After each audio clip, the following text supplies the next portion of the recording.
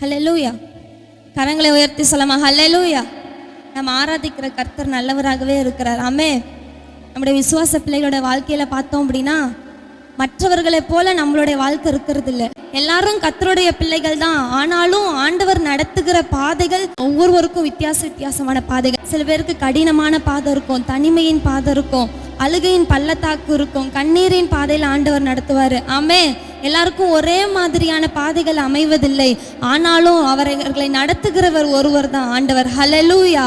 கடைசி மரண பரியந்தமும் நம்மளோடு கூட இருந்து நம்மை நடத்த அவர் வல்லமையுள்ளவராக இருக்கிறார்.